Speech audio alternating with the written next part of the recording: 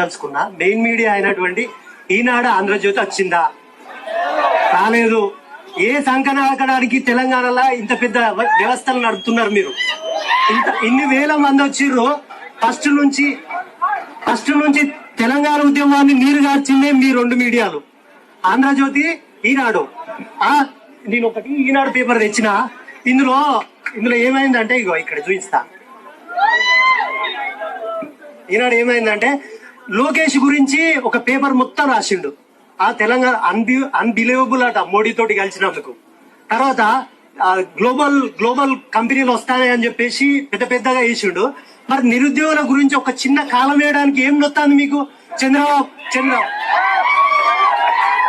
చంద్రబాబుకు గుద్ద నొత్తాంది, ముడి నొత్తాంది, ఆ చేయి నొత్తాంది అని రాస్తాను. మరి తెలంగాణ నిరుద్యోగులకు ఏం నొత్తలేదా అని అడుగుతారా? అరే రాధాకృష్ణ, నువ్వు 60 ఏళ్ళకి వచ్చినావు, నీ బతికెందుకురా ఇంకా నిరుద్యోగుల గురించి రాస్తలేవు? ఏమైనా చంద్రబాబుకి ఏమైంది, టీడీపీకి ఏమైంది? గింతేనా నీ బతుకు? నిరుద్యోగుల సమస్యలు ఏం లేవా అని అడుగుతారా?